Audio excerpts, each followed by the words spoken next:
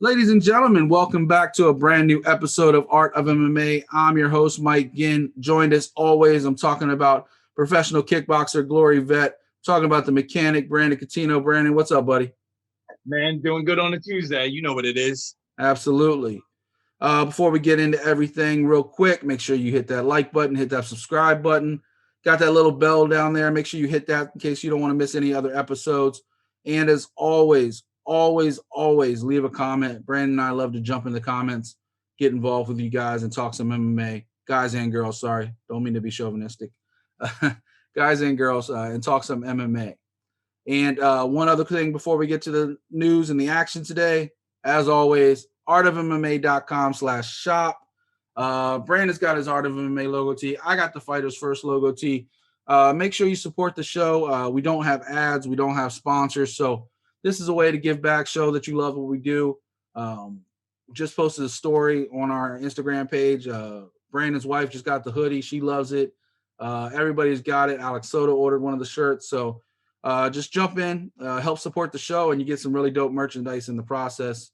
So right above us, promo code TAKEDOWN. Takedown saves you 20% all week long in honor of Marvin Vetorri setting that takedown record for the middleweight division in the UFC against none other than Kevin Holland. But we will talk about that later. Brandon, are you ready to get into some news? Yes, sir. All right. Well, first and foremost, can never be really a week or 2 weeks or dare even 3 weeks. We go without talking about Conor McGregor. In fairness, Conor's earned his spot. I'm not one of those haters on Conor. I actually love Conor. I'm a big Conor fan, but I get sick of talking about him sometimes too. But in this case, him and Dustin, we know we got that date set. Or unless we don't. Back and forth the last few days. Somebody asked Dustin about the donation Conor made, and Dustin was like, "What donation? He never made it." You know, we reached out to his people. His people asked for details. We sent them details. They didn't come through. Exchange banking information never happened. So he owes a debt. Conor replied, "It was a donation, not a debt."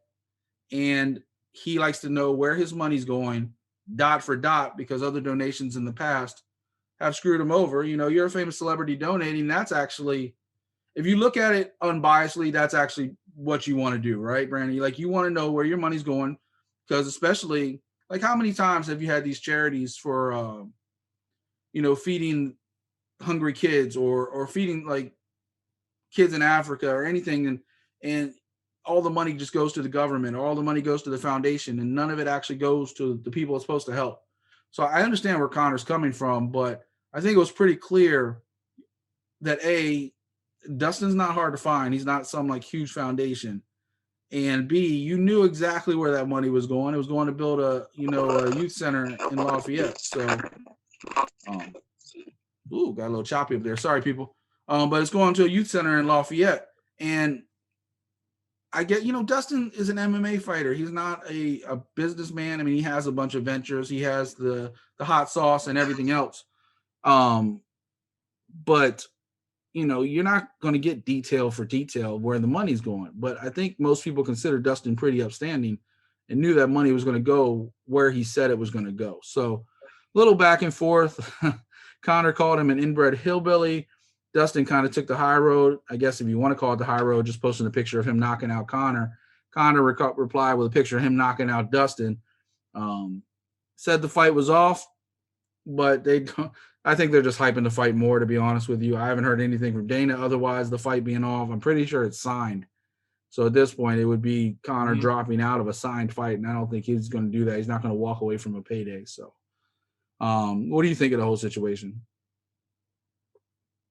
Hey man, I just think it's just Conor being Conor. Like you said, like Dustin was being cool about it. He just said, "Hey man, I never," because I think what it is, yeah, because I think Conor called him out, basically trying to say how Dustin said that he would meet him in the middle, but he went for a takedown, and then that's when Dustin just called him out, being like, oh yeah, talking about giving your word, but you didn't you didn't do that donation. And then that's when Conor got all flaky. But then even Conor's manager, he got involved too. I saw him commenting to Dustin, and Dustin just said, "Hey, like, yeah, you guys said you were going to, but then when my people reached out to you guys after our meeting, it was crickets." So, I mean, and it all started because Conor showed. It all started because Conor showed off his new $1.2 million watch. That's what started. Yeah, I mean, you know, me, a fan noticed it. And I'm said, saying, hey, I'm a Dustin fan. Yeah, I'm saying I'm a Dustin fan. I'm gonna believe that Dustin's gonna keep it honest because too, like you say, you don't hear anybody else complaining about donations or anything like that, you know, from him. So I think he's on the up and up.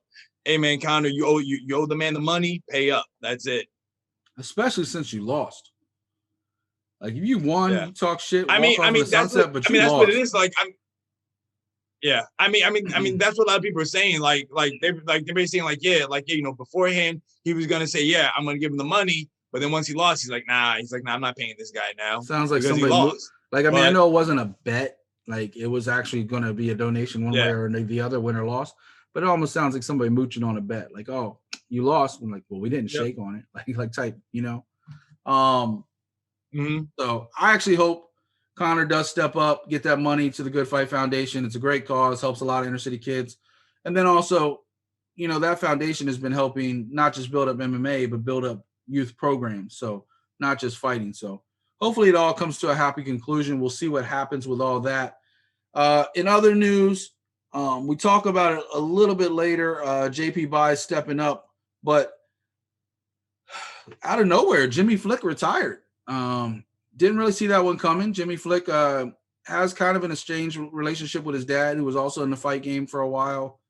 Had a falling out due to allegedly, I don't know the whole story, but from what I've read, drugs and alcohol. Had a problem with his dad falling out of the fight game.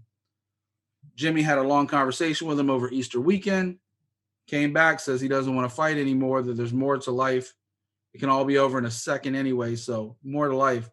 So I do want to wish Jimmy well in his future career. As a fan, I hope he comes back. I think he's had some exciting UFC fights, but we'll see. And then the other news story, I don't know which side Brandon's going to fall on this one. I was going to make a rant out of this, to be honest with you. We kind of talked about it off air, but we saved it for the show. So Aljamain Funkmaster Sterling, he's going to be out pretty much for the rest of the year. Maybe return late in the year at best, but he's having neck surgery. He's had an issue that's just going on for about 10 years. Something nagging, decided to get it taken care of now so he can be his best version of himself. And normally, I think every single one of us would understand, you know, you've been fighting as long as Funkmaster's been fighting. You want to be 100%, especially when you're in the title picture. You're fighting for championships. You're fighting the top of the top. Now, that said, me and Brandon kind of had a little disagreement offline about what should happen when a champion gets DQ'd. Obviously, the story will come up later when we talk about Eddie Alvarez and one. But I'm of the opinion, you shouldn't be rewarded for being a victim. And that's exactly what Sterling was. He took a knee. By the way, if y'all watched last Wednesday, same knee that Demetrious Johnson took, different promotion, different rules. It is what it is. That's what happens. Back in the day, Pride, we know there used to be some vicious soccer kicks. We see some of those in some of the Russian promotions and other things nowadays as well. One allows knees to grounded opponents. UFC does not. The rules are the rules. We've talked about it nonstop. We talked about it back in the day when you had like Nick and Nate Diaz, and especially Nick getting suspended for marijuana use, which may be legal in a state. It wasn't legal in the athletic commission. If you want to fight, you gotta abide by the rules, whether you agree with them or not. That's how, you know, you're paid to do a certain thing. You got to do the rules. Rule says you couldn't hit a knee a grounded opponent in the UFC. Jan did. Jan got disqualified. I agree. Jan should have lost the title 100%. But I don't think you should award it to the guy who was a victim. I think you should hold it vacant and then run the fight back. Because guess what? Now that fight is not going to be run back anytime soon. You got Peter Yan on the shelf waiting. You got Sterling off getting healthy again. And it's also, if you're a conspiracy theory, there's interesting timing, right, Brandon? Because he was just talking a couple weeks ago how he didn't even think Jan deserved a rematch because he got disqualified and he did it on purpose. But now all of a sudden you're holding up a division because somebody has to have a surgery. Whereas if it was vacant, all right, Jan, have another title match with somebody. If you win it back, you win it back. And then Sterling's the first guy up as soon as he's back. If you want, make Sterling an interim champion for getting the winning the disqualification. That's my opinion. But I feel like now, what do? You have Peter Yan fight somebody this summer, and if he wins, he's the interim champion. Like, that's the only other solution. Yeah. But it's still not fair necessarily. I mean, you deserve what you deserve if you get disqualified. But it's not really fair to the division. It's definitely not fair to Peter Yan, who now is all of a sudden like, I'm ready to get my hands back on this guy. I was winning that fight. I believe I can win it again. You know what I'm saying, Brandon? Like, what do you think of the whole thing? I hear you. Man, going on like a lot of people like. And sorry for the long rant, people at home.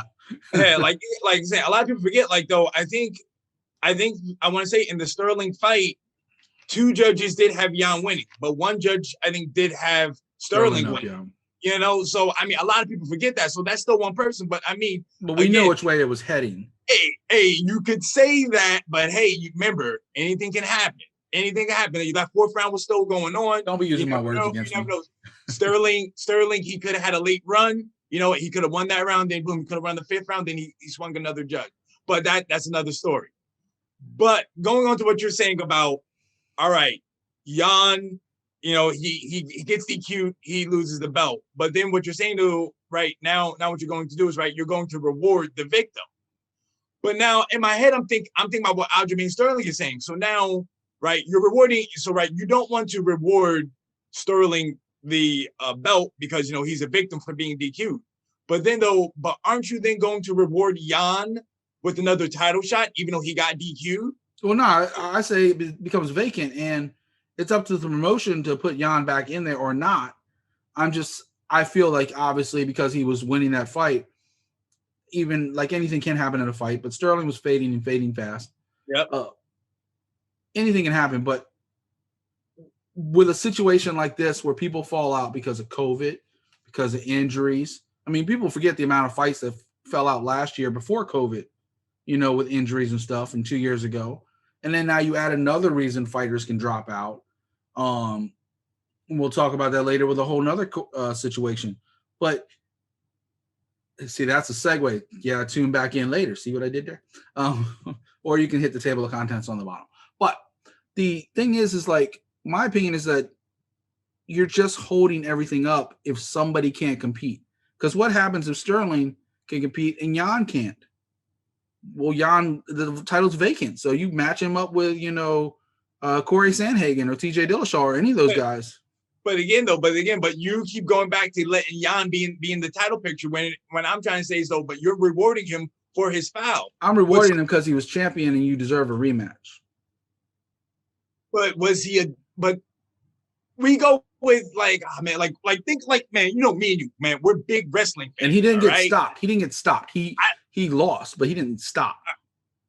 But I'm saying, but hey, we're big wrestling fans. You think about right now, what happened? Drew McIntyre he was the champ, right? And then he lost the belt to The Miz. He never got a rematch for it. You know, and then Bobby Lashley came in and took the belt. I mean, I would argue he got a rematch on Saturday night. He did. And now he's getting another one next month. Exactly. But he had to do another match. If you haven't watched Raw. I'm saying though, but in order for him to get that rematch Saturday night, he had to beat Sheamus a whole bunch of times.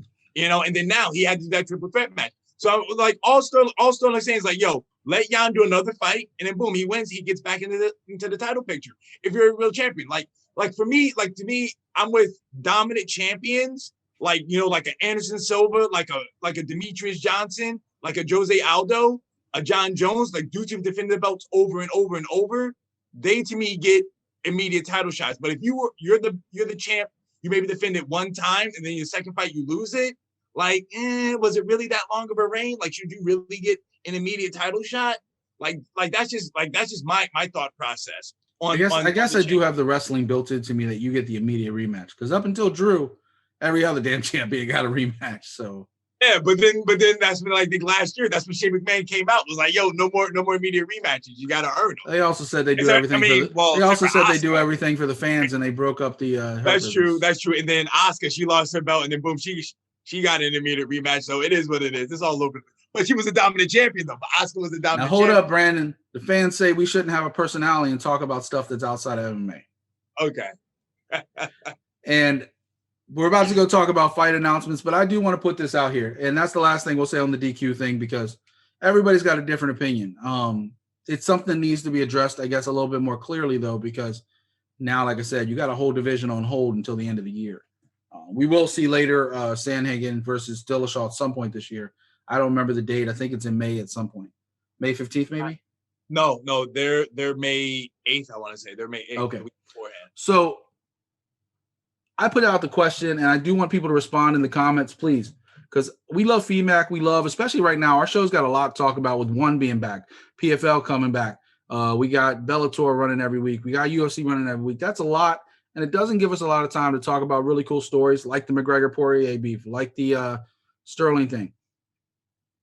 What do you want out of an MMA talk show? Not what we do, not what somebody else. What do you want? What's missing?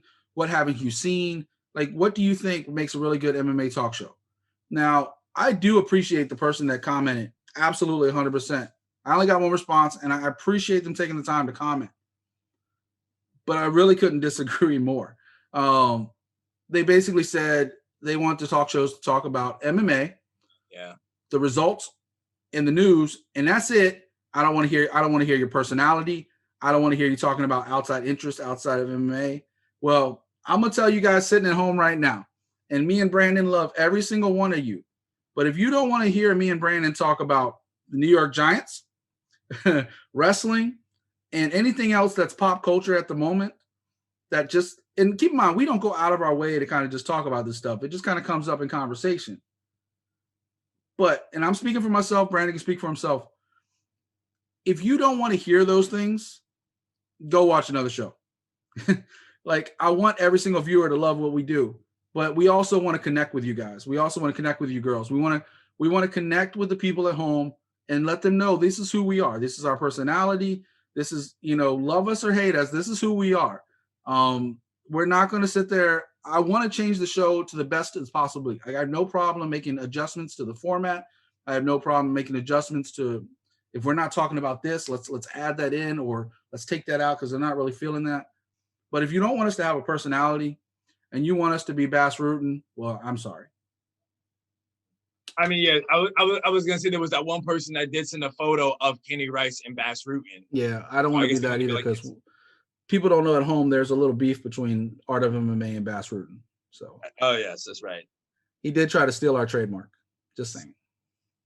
Okay. So I respect Bass's career. I don't respect him as a businessman at all. So. The other guy was really cool. I always like listening to him on Inside MMA, but Bass can kick rocks. All right, that's enough of that. Feel free to skip that part in the table of contents if you want, right below. But let's talk about some fight announcements real quick before we get to some of the action from last week. Keep it moving on. Not really many announcements this week. It was kind of quiet. Late announcement yesterday or even this morning. I know it was on Good Morning America. I'm not sure where it went and exactly aired. I saw the clip late before, even after I sent Brandon the rundown of what we're going to talk about today. But we talked about it before. Clarissa Shields signed with PFL. She's been training with Jackson Wink. She's going to make her MMA debut on June 10th. I have not heard an opponent to be named yet, but everybody's excited. She's obviously been training with John Jones, Holly Holm. Holly Holm actually did guest commentary on her last boxing fight, so they're super tight. So we'll be seeing her in the cage on June 10th. I'm sure they're going to probably line her up with somebody on her skill level, which is one of the reasons why she signed with PFL to begin with. UFC wanted to say, okay, you fight one fight, and then we'll throw you in a title fight. And you know what? For Shields, I will give her so much credit because so many people would have seen the dollar signs and just jumped at that. And she's like, I'm not there. If you want to go boxing, I'll knock out the top woman in the world all day long. But MMA, they can grab you. They can do whatever. And she's been sitting there practicing her wrestling, practicing her grappling, practicing everything at Jackson Wink with some of the most elite fighters in the world. We've known Jackson Wink forever. They may not be the household name they used to be, John Jones still the baddest man on the planet when he's fighting. Holly Holm's still one of the baddest women on the planet. Michelle Waterson. They still got a bunch of killers over at Jackson Wink. So don't sleep. She's getting some of the best training in the world. And I'm excited to see her on June 10th. What do you think we'll see out? Do you think, like, how far do you think she's kind of evolved so far? Like, do you have any kind of guess? I mean, to me, if I'm them, I'm probably trying to match her up with basically another striker. Like, that's really what I want to say is, I mean, you're most likely trying to find somebody who's 0-0 or 1-0 as well professionally, and you want them to be a striker. That's really that. Like, to me, that is who, to me, they should be trying to set her up with. What do you think about her strategy of coming in and like taking her time? I mean, it's the right thing to do. It's the right thing to get some practice. Like, I mean, if I'm her and like I'm probably Greg Jackson, it's like, yeah, like, you know, we're having her do, like, I mean, she's learning jujitsu, she's learning wrestling, but probably when it's time for fight camp, if I'm them, I'm probably just having to really work up her get ups, you know, on getting up. If she does get taken down, really help her get up. So that way, yeah, exactly. So not really take down defense. Is if you do get taken down, how are you going to get yourself back up?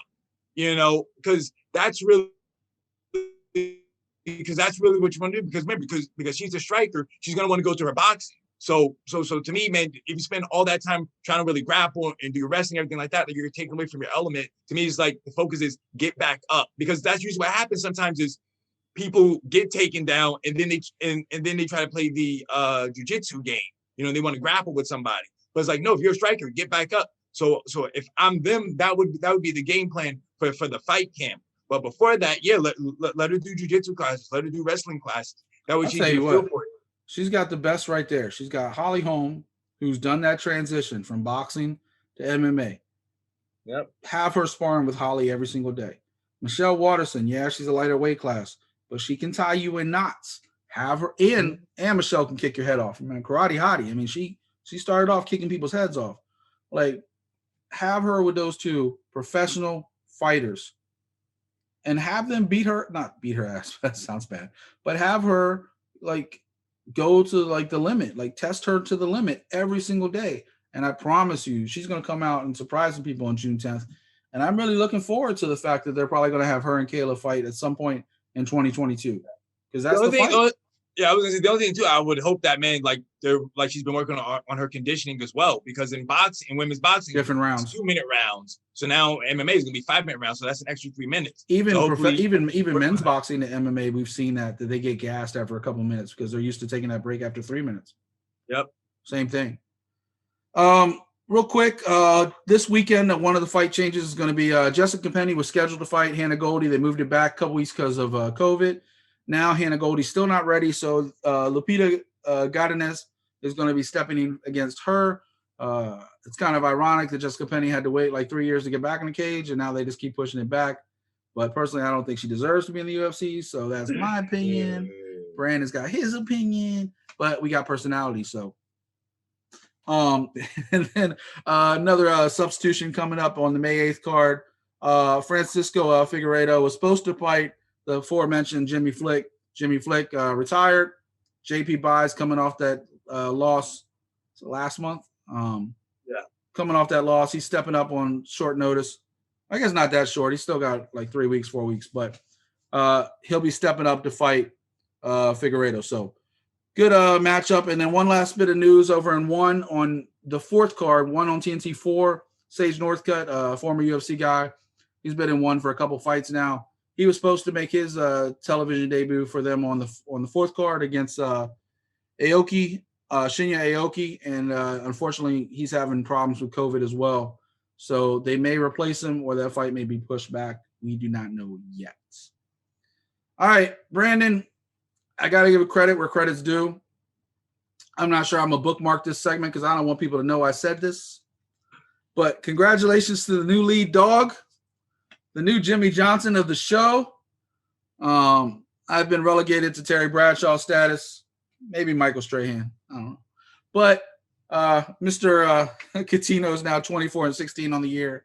I am now 23-16, thanks to canceled fights, the numbers still being uneven. But last week we were all over the map, but he ended up coming out a half point ahead of me. I almost came back on UFC I was perfect on my UFC picks, but almost. Alex Soto, of course, 2-0. Erik Johnson, 0-3. Got to get both of them back to get more in the game.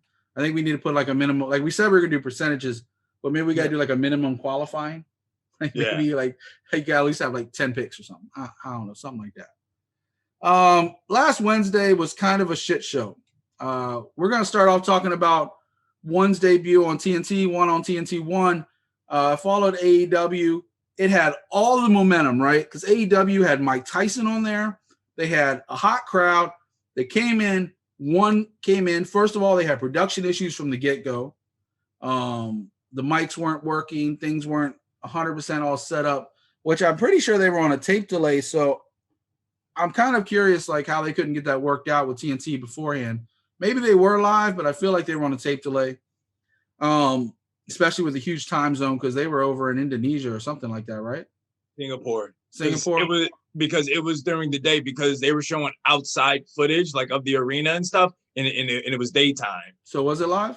I think so. I believe so. I want to say it was live. Like that's why I think they already had Eddie Alvarez in the ring. I mean, or I'm sure to say in the cage already. And that was another thing. So Eddie Alvarez didn't get an intro. Like basically they announced him already in the cage. Mm-hmm. Speaking of wrestling, it's like the jobber who's already in the ring, like against the guy they want to win. Lipicus came out with an entrance. Later, Demetrious and Moraes came out to an entrance. The Muay Thai guys had an entrance. Eddie Alvarez was screwed from the beginning. He had no entrance. When he tried to talk about it after the fight, he had no mic. So there's definitely a lot to be desired for one's product. I hope they work out some of the kinks, come back fresh this week. They will be back this Wednesday for one on TNT 2. But, Brandon, let's talk about one real quick on TNT. Their debut started off with Eddie Alvarez. He got disqualified for punches to the back of the head.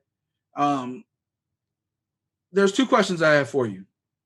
Because Ryan Cafaro, a good friend of the show, he was in Eddie's corner. He was a coach for this one. He flew out to Singapore. Oh, you're right. It is Singapore because I remember Ryan's stories on Instagram. He was ringside. He said he didn't see any illegal blows. I have my opinion on it, but I'm going to let you go first. Tell me what you think. Were they illegal, and should there have been a DQ? And how do you think that situation was handled by the referee? I mean, even when you watch it, you even hear the commentators, Rich Franklin, and I'm sorry, I don't know who the other guy was. I never got. There was three of them: the Asian guy, the white guy, and then Rich Franklin. Yeah, Rich Franklin and the Asian guy, because the white guy is Mauro is Chavallo. Yeah. But they were talking about, like, they basically said, like, yes, they were illegal blows, but it was all about just was it Eddie's intent to do it? Was like Rich Franklin's point, and the other guy, because the guy was just trying to say, like, yo, these are illegal blows. Rich Franklin was like, yeah, they are illegal, but when were they illegal? Like was it Eddie's intent? Did he do it on purpose? Because he kept turning his head. Yeah, but the thing was, like, I think they said was, like, really, he popped him in the back of the head, and then I think he hit him again 2 times, and then on the second one, I think that's where he really turned his head away. That's when Eddie caught him again, and that's when he fell back, and that's when Eddie hit him with those 2 face shots. Well, he also stopped because the referee, like, warned him, and Eddie was like, okay, and then so he kept on doing it. So that was the thing. Like, I mean, man, those are the rules.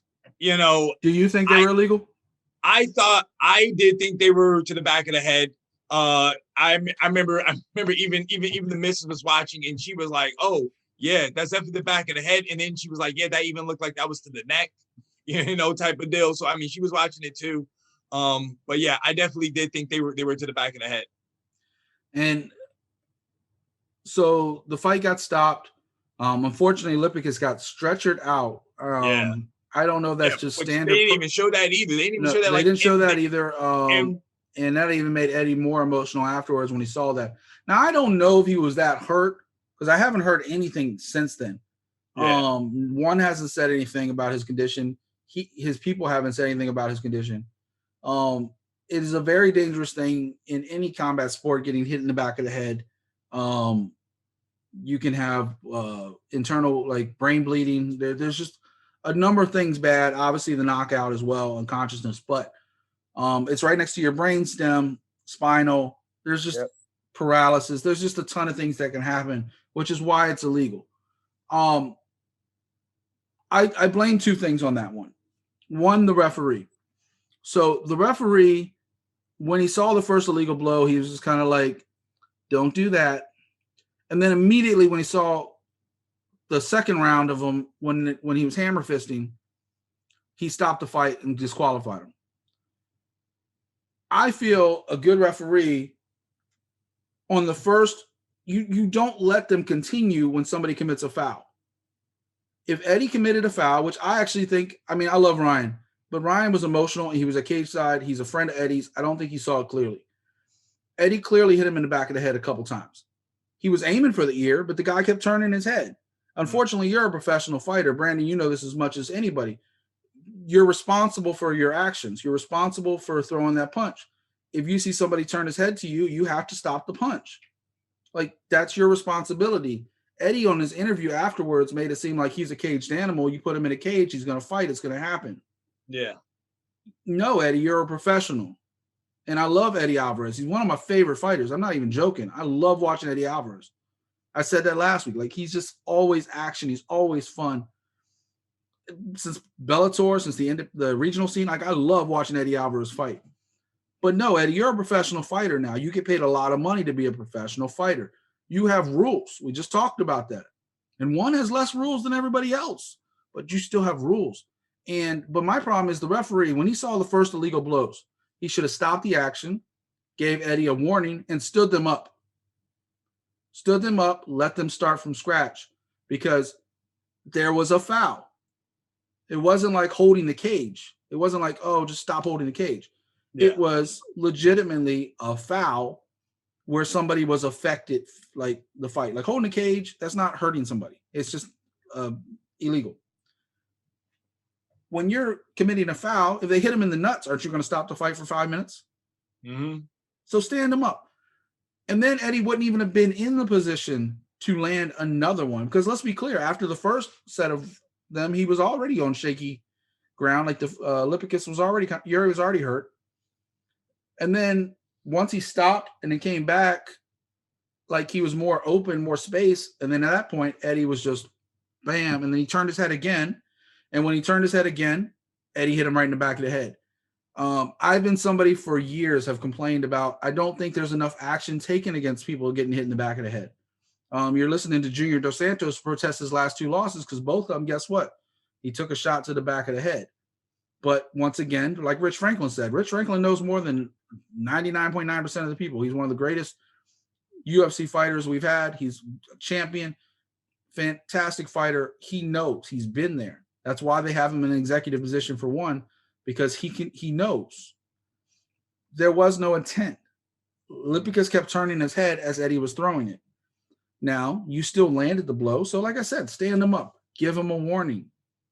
But they let the action continue and they let that situation happen. And that's why that shit show happened, in my opinion. The fallout from it took a while to get Eddie's words. Eddie was super emotional by the time they did get his words. I don't know if this hurts Eddie Alvarez as far as one's like structure of who they fight next. Lipicus is still only got one defeat now because he won that fight by DQ. There was even confusion, Brandon, whether it was a DQ or no contest. Yeah. Like you and I were talking back, like the announcers said both. The announcers didn't know. Rich Franklin didn't know. Yeah. So it stands as a DQ as of right now, but a total shit show to start that. Now they did clean up their act a little bit for the next fight. Main event, even though it wasn't the last fight on the card. Main event, Mighty Mouse Demetrious Johnson. Every American probably tuned in to watch that. Fighting Moraes, who was the current champion. They stepped up, and unfortunately, not unfortunately, I shouldn't be biased. Adriano Moraes knocked out Demetrious Johnson in the second round to kind of shock the world. Now, people that know MMA, they know Moraes is the real deal. He's been fighting in one for a little bit. He's been pretty good champion. Everybody loves, both of us picked Mighty Mouse. Now, I don't know if I should give you credit for that. I shouldn't even give you a point for picking Lipicus because he got laid out. But anyway, You shouldn't get a point for somebody being stretched out, Brandon.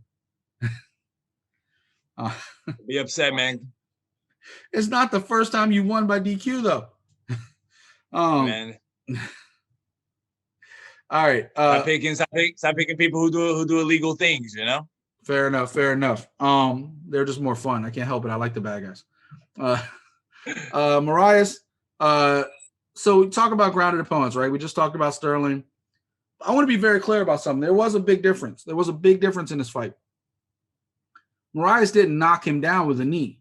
He knocked him down with the right cross. He caught Demetrious Johnson and knocked him down, followed up, and as Demetrious trying to get up, he landed a vicious knee to the face and won. Knocked DJ out cold. Yep. I'm going to ask you, what do you think of the fight for the 2 rounds that we saw? And also, what you kind of think about their rules being allowing knees to the ground. Go ahead. I thought it was a good fight. You know me, man, I'm a big fan of DJ, so I always enjoy his action. To me, man, I just I know you talk about this might be bad for, one, because, DJ lost and, Eddie Alvarez lost. Now, the Eddie Alvarez fight, it affects American viewership, there's no doubt. Yeah. That is bad. But to me, it's hey, man, if DJ, to me, it's I think about Bellator, you have a guy who's from the UFC, they come to your promotion. If your guy beats them, then that gives your guy the, that gives him the shine. Gives him the rub, yeah. Yeah, exactly. So then people might want to tune in and be like, okay, you know what? They have some good people here as well. I mean, hey, man, it's their rules. Knees to a grounded opponent. It was right there. It was a nice setup. He took it and it was good. I mean, hey, those are the rules. For anybody crying, real quick, DJ won the Grand Prix, his last fight before this, in one FC to set up this title match. He won the Grand Prix with the same way, with a knee to the grounded opponent. So just throwing that out there. I'm sorry. Go ahead. Yeah.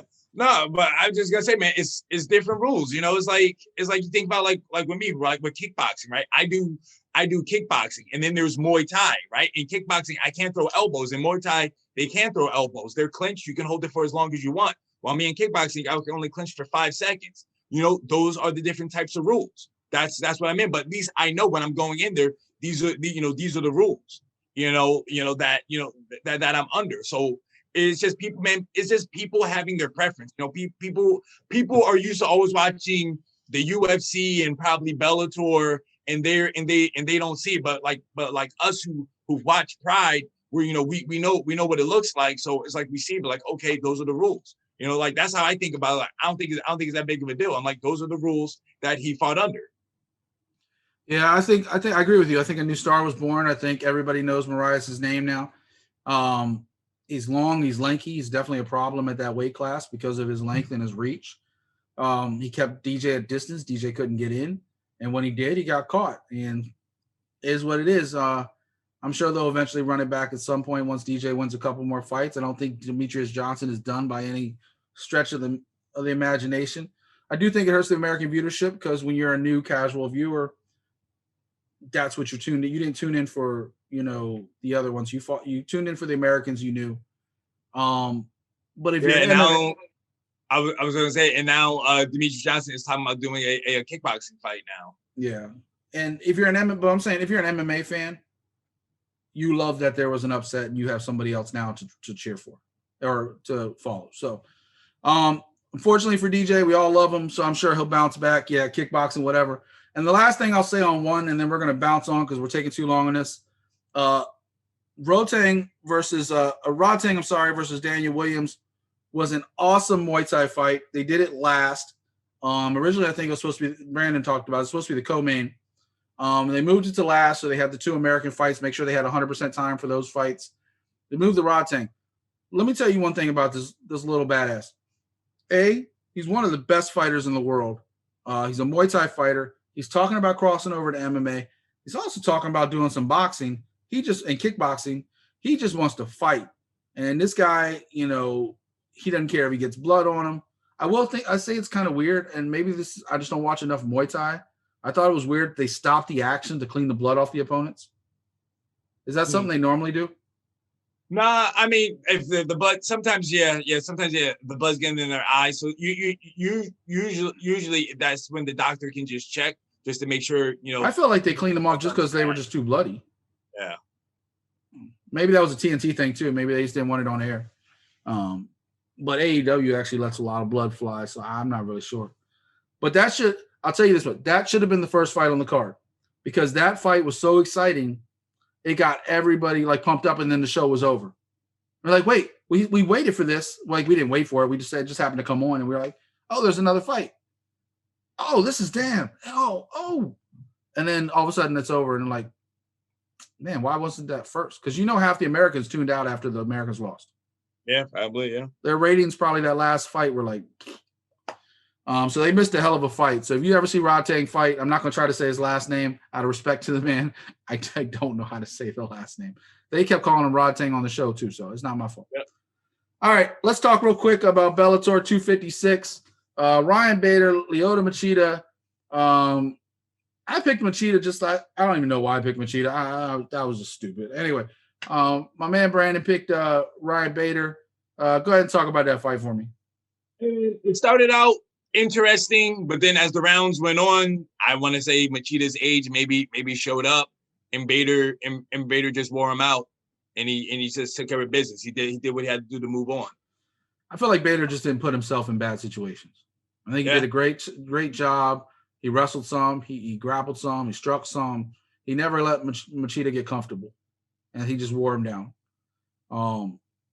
We talked about this last week. Bader's on top of his game. He lost to Nemkov. That's not a bad loss. You'll see Nemkov this weekend. We'll talk about it in just a few minutes. That's not a bad loss. That's the light heavyweight champion of the world for a reason. Now Ryan Bader won, though. They are talking about maybe doing an interim title for the heavyweight division so they don't hold up the division while he's stuck in the Grand Prix for a little while. Kind of what we were talking about when I went on that rant against two division champions, holding up divisions. So you got to wait a little while to get your hands on Ryan Bader in the heavyweight division, but they will probably do an interim belt to keep it going. Machida, I mean, we have to see what's next for Bader, depending on how the brackets kind of work themselves out for the next round. There's still two more first-round matchups, this one and then Rumble Johnson and Yoel Romero later. But Machida, what do you think's next for Machida? Like, where does he go from here? Just maybe a more novelty bout, or do you think he's still competitive? How do you feel? I mean, yeah, I mean, hey, I don't know. 3 straight losses. I mean, I don't know what his contract status is, with Bellator. I mean, I can still see him fighting again, I mean, it's not like he got, like he didn't get massacred. He just lost. Yeah. It was just a boring fight, type of deal, as the rounds got on. But I mean, I think it's all about matchups, like we always say, styles, styles make fights, so if he maybe got in with somebody else who was like another striker, you probably would be entertained. But if you go with somebody, like saying who is a wrestler, you can maybe take him down, ground him, keep him there,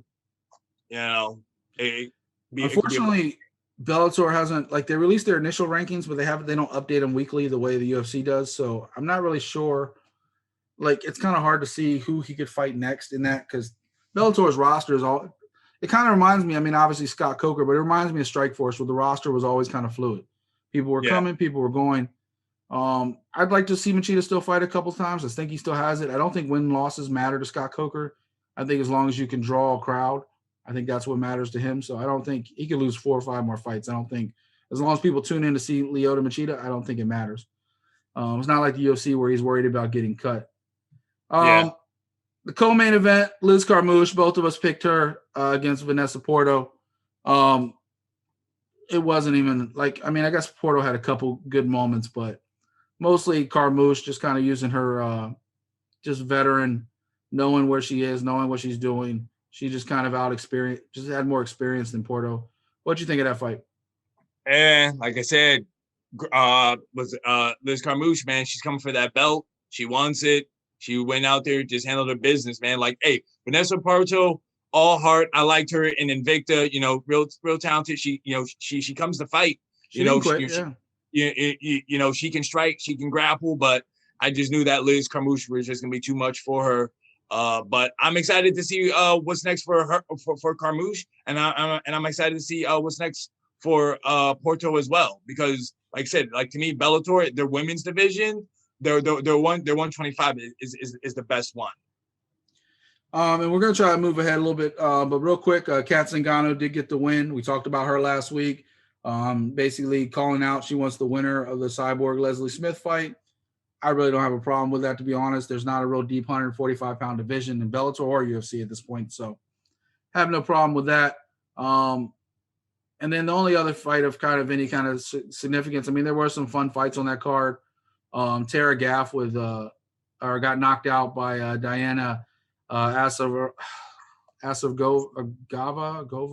Yeah, that was Good Night City. That was Take a Seat, girl. That was just a beautiful. Diana just set her up pretty, and that was just night. So she knocked Tara Gaff out. Most of the other fights kind of went decision. Damaray won a kind of a questionable split decision. But other than that, it's pretty much what it was. Let's move on real quick, talk a few minutes about the UFC fights, and then we'll go ahead and make our picks and get out of here for the day. UFC on ABC2. Main event, Marvin Vetorri, Kevin Holland. I do want to point out your boy undefeated on UFC. If we had just done UFC picks, I'd still be the lead dog. But we kind of knew what it was, right? We said it. Vetorri might want to stand and bang, and if he does, Kevin Holland can go toe-to-toe. Yep. Vetorri did actually kind of outdo Kevin Holland on the feet too. But Vetorri saw that Derek Brunson fight, and he's like, why not? Yep. 11 takedowns later, setting a UFC middleweight record, Vetorri easily beat Kevin Holland. Not only did he beat him, Brandon, Kevin Holland now is talking about going to train with Daniel Cormier and learn wrestling, which, by the way, if that's true, and I believe it is, because I think DC actually confirmed it, if he's going to go out to AKA and train with Daniel Cormier, Luke Rockhold, even Kane, if Kane pops in the gym from time to time, I don't know what Kane's doing these days, because he's not even, I don't think he's wrestling at this point either. So I don't know what Kane's doing. But with COVID, who knows? He might just be taking time staying at home. But if he goes to that gym and learns wrestling with some of those guys, Kevin Holland can bounce back. He's exciting on his feet. We all know that. But he has zero takedown defense. He's been completely exposed. Brunson exposed him. Vetorri exposed him. I don't care if he steps in the fight with somebody who doesn't even know how to wrestle next fight. They're going to take him down too, just because they know that's what works. That's what people are training to do against Kevin Holland now. There is a clear blueprint. It's happened twice in a matter of weeks. Kevin Holland, to me, is dead in the water as far as UFC rankings go, because he doesn't know how to defend a takedown. What do you think? Yeah, no, you're right. It really seems obvious. Hey, man, just take him down and just hold him there. But it's one of those things was like, well, dude, like, I don't know. To me, it's like, man, like he's supposed to be a jiu-jitsu black belt, but it's like, bro, you're not really seeing his jiu-jitsu. Like, to me, come to show, because at least, man, you could at least maybe know some sweeps. You said, if you get taken down, do some sweeps, try to get back up. Like, but you're not seeing anything from him. He just lays there and he just slaps them upside their head.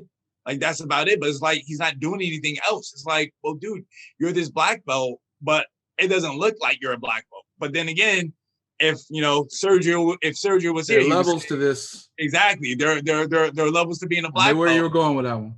Yeah, so. But then like even before this fight, he had to talk about going down to 170. So who knows, man? He could maybe go hanging out with DC. Hey, kudos to him. That's what he wants to do to help him with his wrestling. But maybe 170 could be the best spot for him as well. I get why he bounced back for this fight. I get, he wanted to get the bad taste out of his mouth. He wasn't really hurt. There was an opening with Darren Till breaking his collarbone. I get why he stepped up to do it. It was a bad matchup to begin with. Vettori's red hot. He's knocking on the door.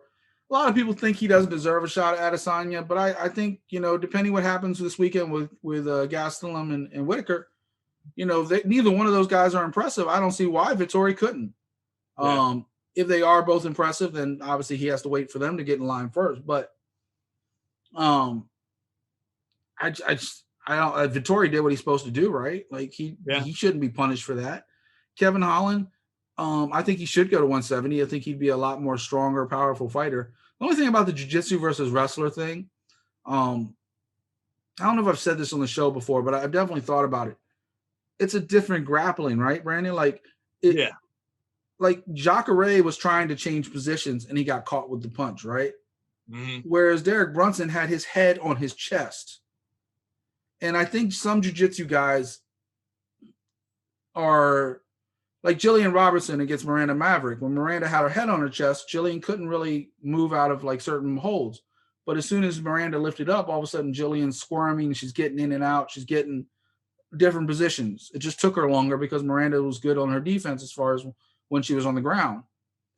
Maybe Kevin Holland's one of those jiu-jitsu guys. Like if there's space on the ground, he might be deadly. But if he's smothered, he might not have the reaction timing that he has when he's on his feet. Sometimes people's brains work different ways. If you're on your feet, bang, bang, bang, it's just instinct, right? But if you're on the ground, you have to think, like, grab this. Do I turn this? Do I turn this way with my body? And maybe he doesn't work that way. I don't know. But if he doesn't adjust, he's done. If he doesn't adjust, he's just going to be a fun fighter. And there's nothing wrong with that. Cowboy Cerrone's another one that comes to mind as somebody who maybe can't win the big one, but definitely has a ton of fun fights. There's a lot of guys like that on the middle card. Thiago Santos might be one of those guys now.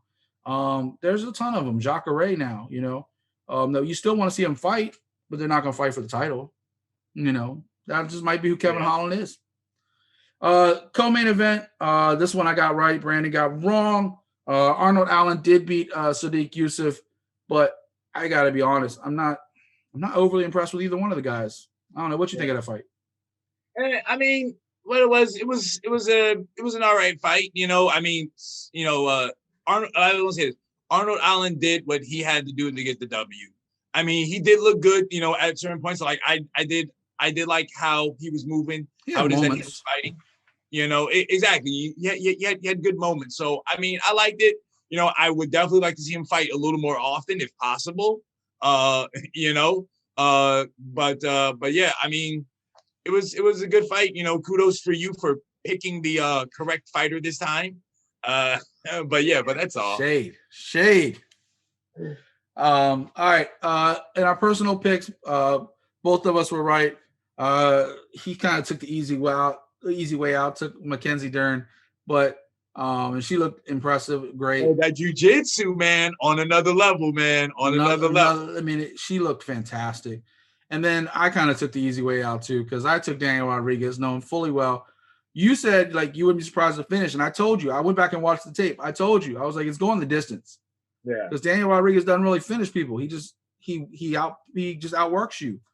And I told you also, and not you, I told the world, Mike Perry is a broken man. He's got his girlfriend as his cornerman.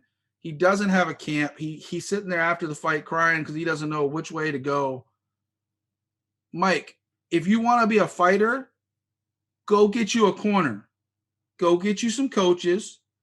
Stop trying to pocket all the money and not pay nobody. Yeah. Take it seriously.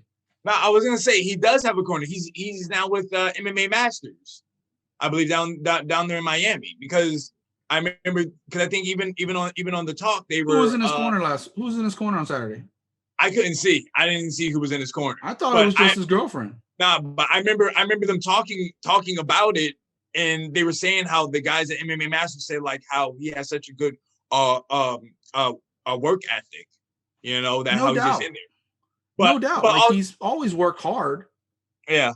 But I mean, I don't remember who was in his corner, but I want to say that he is at MMA Masters now, because even I'll tell you a little quick story. Like I told you how I had teammates fighting this past Saturday down there in Florida. Well, it was MMA Masters like show. Like I guess like they were the ones like sponsoring it. The other PFL. Yeah, exactly. And basically like during like their type of like commercials, they would just show ads for MMA Masters, and you could see a Mike Perry in them training.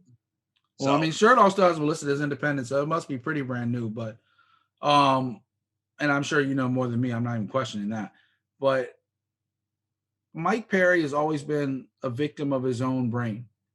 Like even going into the Cowboy fight where he was like talking so much shit and then lost. Like armbar. Yeah, he's become the Oliver McCall of MMA. Like I'm waiting for it. Like he's having full breakdowns in the middle of fights in the cage. Like at this point, Dana's got to let him go because it's becoming a liability. Like I don't think he's going to stop fighting. I think he can go to Bellator. I think he can go to PFL. I think he can go anywhere. I think he can go to one. I think he can go anywhere in the world and fight. He's got a name and he's got ability. Like we've seen Mike Perry on his game. He's still a dangerous man. And not just against old people in a bar. Like he's still dangerous. But Daniel Rodriguez is a dangerous opponent. He had a setback and now he seems to be about like he fought a clean fight, right? He wasn't overly impressive either. He just fought a clean fight. He kept doing what he's supposed to do, and then that's it. The only other two things I want to talk about on that card, and we're going to make some picks real quick so I can get Brandon out of here and go do what he does at Tiger Schulman's. Joe Selecki, Jim Miller, great fight. Went back and forth. I had a lot of fun watching that fight. I'm glad they moved it off the prelims and moved it up in the card. And unfortunately, I feel bad because everybody loves Smiling Sam Alvey. Like he has one of the best personalities in the sport. He recently just did an interview with Cage My IQ as well. I saw that one. He's sitting there like doing half the interview for them. Like he's just answering questions. Like he just loves to talk and have fun. He's a great personality. He's now lost 3 straight in a row. He got caught in what's the choke called? The bulldog choke. Basically. Yeah, a bulldog choke basically by Marquez and it was night. And, I felt bad. He was emotional afterwards. He knows he might get cut because, you're not going to keep letting somebody hang around who's losing. There's a lot of fighters want his spot. So Marquez on his way up, trying to be more than just the Miley Cyrus guy. But Smiley Sam, I love watching that guy fight. I hope he can stick around, maybe fight some lesser competitions, either get his confidence back or just to keep seeing him a fight, like Kevin Holland. Like there's some guys you just love to watch fight. They're not out of the fights. They're competitive every single fight. He's clearly not punch drunk or anything like that. He just lost, and he got caught. That's the first time I think he's ever been tapped out in a fight or knocked out in a fight or subbed in a fight. So, go ahead. Yeah, I was gonna say I've been a fan of his since his days in Bellator because that's where I knew him from because he fought in Bellator a few times before he came over to the UFC. Oh, did he? Yeah. Oh yeah, I guess he does have a couple fights in Bellator way back like 10 years ago. Yeah, he's been in the UFC so long I didn't even think about it. Like he's fought almost everybody in the UFC, so especially in that division. So I love Smiling. He's got a great record too. He's 33-15. It's not like it's just he's lost actually 5 out of 6, and the other one was a draw. So it doesn't look good. Dana's been cutthroat lately. So all right. That is the results, guys. We're going to make some picks real quick, not try to keep Brandon too long. So we're kind of going to breeze through these a little bit. Let's go ahead and start with one on TNT2 this Wednesday night after AEW. Only one MMA fight and one Muay Thai fight on the main card tonight, on Wednesday night, unless they do something different. Christian Lee, I believe Angelique's brother, right? Their brother-sister, right? I want to say so, yeah. Yeah. He's their defending champion. Normally what would be the welterweight is actually the lightweight. We talked about the divisional differences in one. Everything's 10 pounds heavier. He's going to be defending his belt against Timothy Nastyukhin. Sorry. Who you got and why? Christian Lee, I really want to say he is the face of like ONE FC in that division. They got high hopes on him. Dude's talented. He's good. He's slick. So I've never seen him fight. I've only heard about him. So I'm actually interested in seeing him. In seeing him in person now. And that's your pick. Yep. Yeah, I'm picking Lee as well. I don't think they're going to have 2 straight shows where the favorite goes down. I've seen him fight a couple times on highlights, never like a full fight. He's impressive. So, and obviously, the pedigree with that family. So, as far as the co-main, you were just talking it up. They're going to have a Muay Thai fight for the co-main. We'll go ahead and make some picks from that one. Janet Todd Ann Lynn Hogstad. I went back, did some research, saw a couple highlights for both female fighters. I'm picking Janet Todd, the American. Just in case I didn't say it, I am picking Christian Lee as well. But I'm picking Janet Todd. Who you got in that one? Janet Todd, of course. I really want to say Janet Todd is the face for women's Muay Thai. So, I mean, if you're like, somebody like me who's big into the kickboxing Muay Thai community, you know who Janet Todd is. So I'll be rooting for her as well. I really love what they're doing with the Muay Thai. It almost looks like something me and Brandon been talking about off air. It's a fun fight. I like their rules for Muay Thai in the cage, the smaller gloves. I really like the way they do that.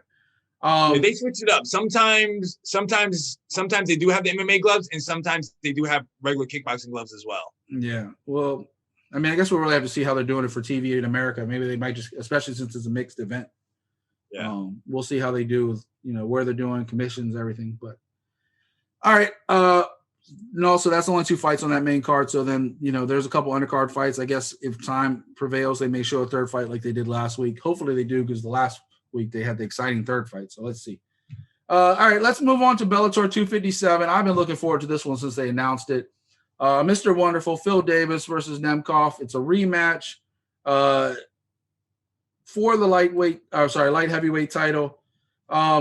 Brandon, last time they fought, Nemkov won by split decision. It was a razor close decision. I thought it was a good decision, but it was still razor close. Who do you think wins this rematch, and why? This is the fight where me and you will go our separate ways, because you already know, because I told you before this tournament even started who was my pick. I'm going with Phil Davis, Mr. Wonderful. Man, the dude, I just think he's gonna learn from the last fight. He's gonna come in better. Like, to me, man, he comes from a good camp, that Alliance Gym, where Dominic Cruz is at as well. Even though your good friend Jessica Pene's from there as well. I know how much you love her so much. I don't dislike her. I mean, but you got caught doing performance-enhancing drugs, and then you come back after you lost 3 fights, and then you come back and come on. Go ahead. But not. I think I just stop think adding humor to the show, Brandon. Yeah, I think it's Phil Davis's time to get that belt back. I mean, like I said, the champ is talented, but I just think it's going to be new come Friday. Well, I couldn't disagree with you more. In order to get my lead dog pick back, I need to disagree with you, but I was going to pick Vadim Nemkov anyway, man. That guy is vicious. You look back, he's won 7 in a row. He lost back-to-back fights back in 2015 and 2016. He lost to Yuri Prochazka, who's now in the UFC. Both these fights were in Ryzen, so we already know how the judging is out there. He lost via injury retirement, I believe, in the Yuri fight. And then he lost a split decision against Carl Abraxson. And then since he, after that, he's going on a run, won 7 straight, including now 5 straight in Bellator. There's 2 reasons I'm picking Nemkov. One, I think he's just a better fighter. But also, the last time we saw Phil Davis, it took him a split decision over Lyoto Machida. And it wasn't like, one ref just fell asleep and gave it to Machida. No, it was a back-and-forth fight with him and Machida.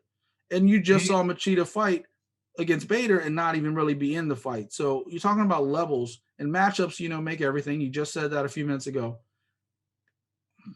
You're talking about a guy that took out Bader, who took out Machida, and Machida went toe-to-toe with Davis not too long ago. I mean, I'm taking Nemkov. I don't even know why I'm even explaining this anymore. I'm taking Nemkov. All right. I'm taking Nemkov. Also, you got to remember, Phil Davis is 36 years old now. Like, he's not a young kid, and Nemkov's 28 in his prime. So there is that factor as well. Bless me. Bless you. Thank you. Co-main event, Corey Anderson. God, why do I get these names? Don't even butcher his name, man. Don't even butcher his name. Yaksha Muradov. I got it. Yaksha Muradov. If I'm wrong, don't correct me. I don't want to see the comments. Yaksha Muradov. So much so that I saw on Tapology or Sherdog and one of them, they put D period and then said his last name because they couldn't even do it. It's also extremely long. I would hate to have to spell that out when I first started learning how to spell my name as a kid because there's so many letters to that one. All right, who you got, man? Corey Anderson.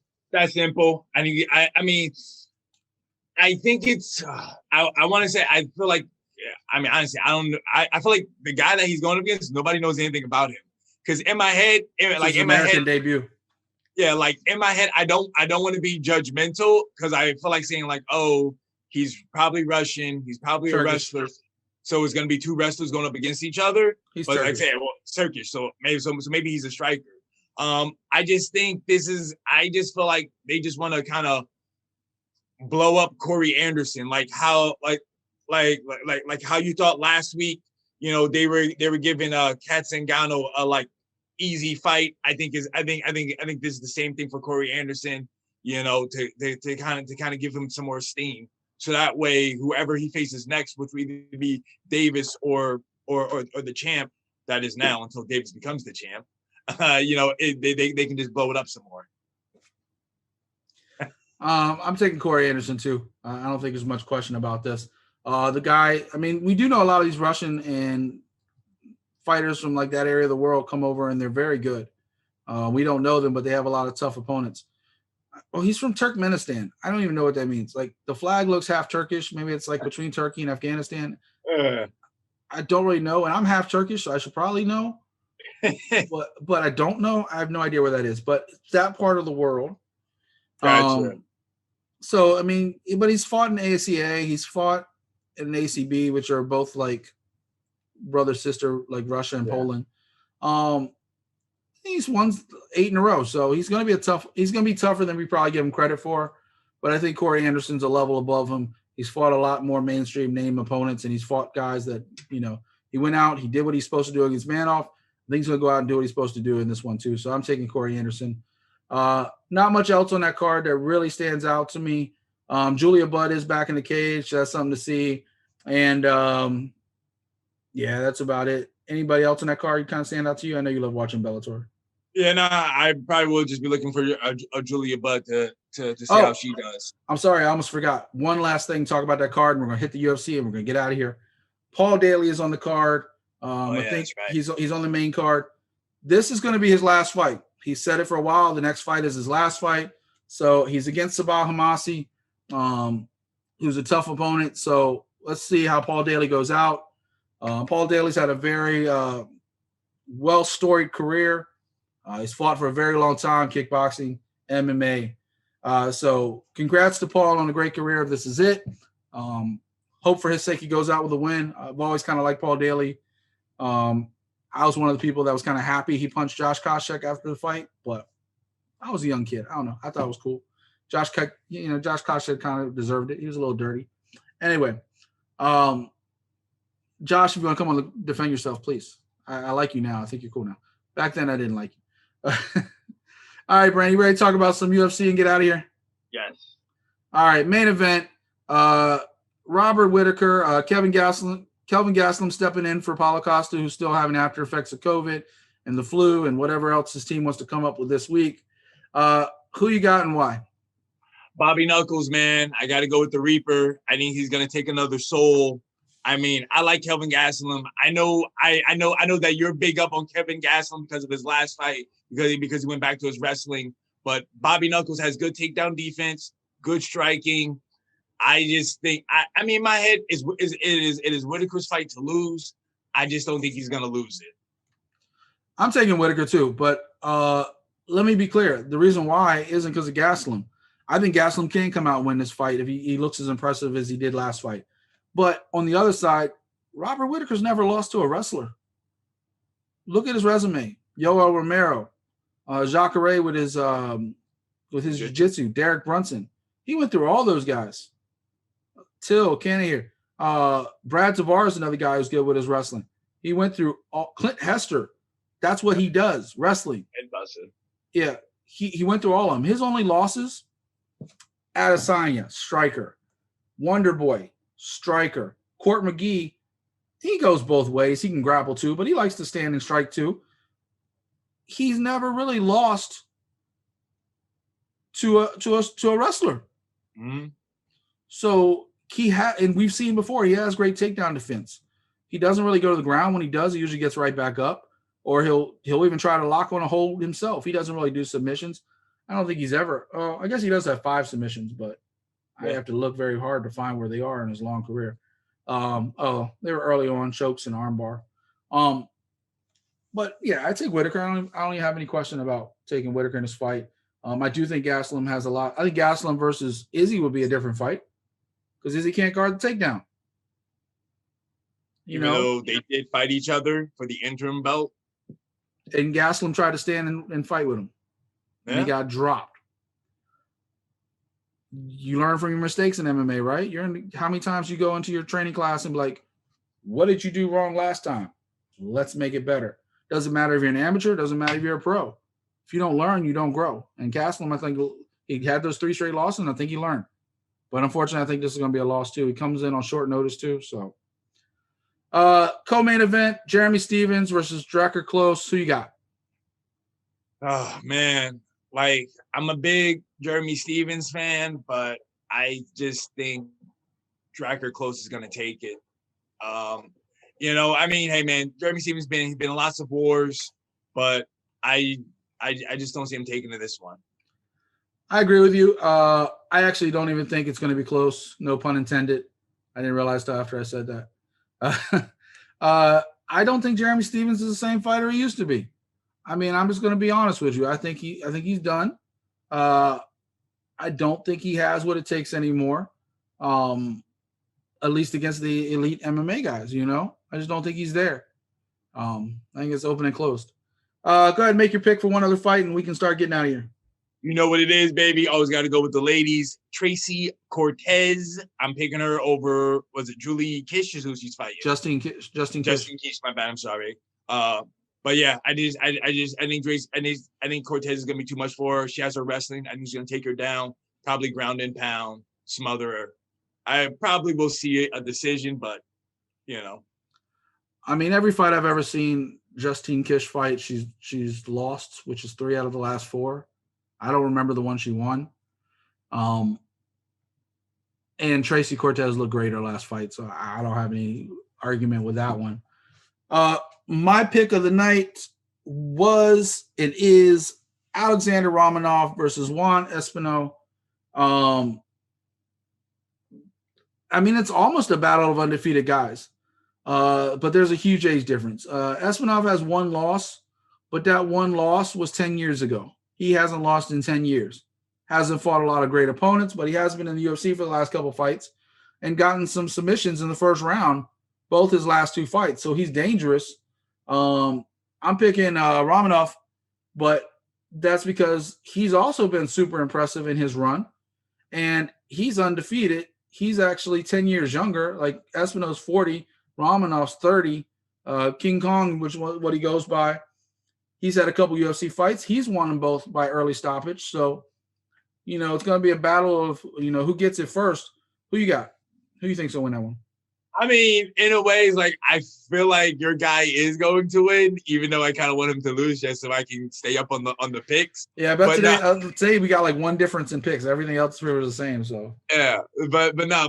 I think you're right. I mean, like I know you always like to bring up age. I don't try to bring it up too much because I don't really think it matters sometimes, especially with the way how just guys are nowadays. Man, like to me, like you say, you get somebody like Yoel Romero, who's 43, but he still looks good. A Wonder Boy.